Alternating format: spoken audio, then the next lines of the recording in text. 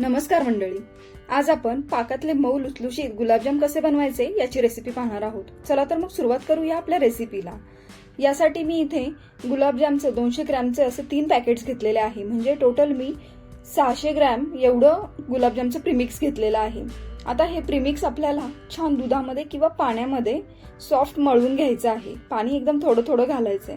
साधारण 600 ग्रॅम या प्रीमिक्ससाठी मला 1 वाटी दूध किंवा पाणी हे भरपूर झालं। त्यामध्ये मी हे सर्व गेटवेल अशा या कंपनीचं हे प्रीमिक्सचं पाकिट आहे।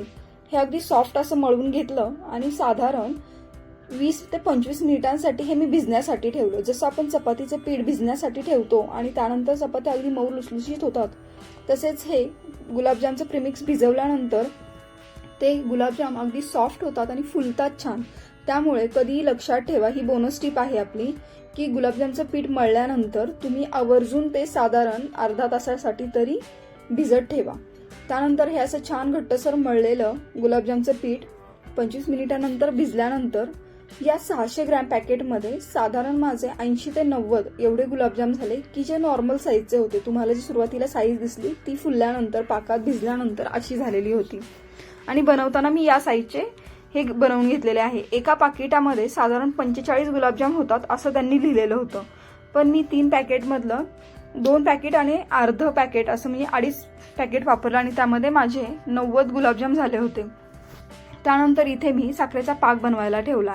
इथे मी 2 तांबे म्हणजे 1 लिटरला थोडासा कमी असा पाक बनवायला ठेवलेला आहे। त्यामध्ये मी अर्धा किलोपेक्षा थोडीशी जास्त म्हणजे 600 ग्रॅमला 600 ग्रॅम साखर मी त्यामध्ये घालून छान पाक तयार करून घेतलेला आहे। हा एकतारी पाक नाही, पण ॲटलिस्ट शिजवलेला प्रॉपर पाक पाहिजे। त्यामध्ये मी थोडंसं केसर आणि त्यामध्ये 4 ते 5 विलायची बारीक करून टाकलेल्या होत्या।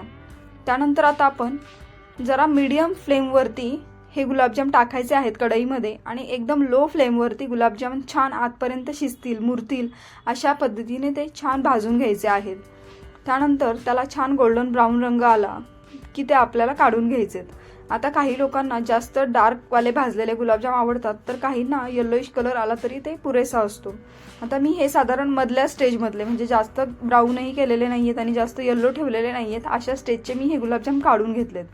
आता एक अजून बोनस टिप देते की नेहमी गुलाबजाम तुम्हाला प्रॉपर जे आपण बॉल बनवले ते प्रॉपर थंड होऊन द्यायचेत आणि त्यानंतरच ते आपल्याला गरम पाकामध्ये घालायचे। पाक देखील हा नॉर्मल गरम पाहिजे, अगदी उकळलेला नकोय, तेव्हा ते बॅलन्स होऊन छान पाकामध्ये मुरले जातात। तुम्हाला आपली रेसिपी कशी वाटली कमेंट करून नक्की कळवा। आवडल्यास चॅनलला सबस्क्राईब करायला विसरू नका। बाय।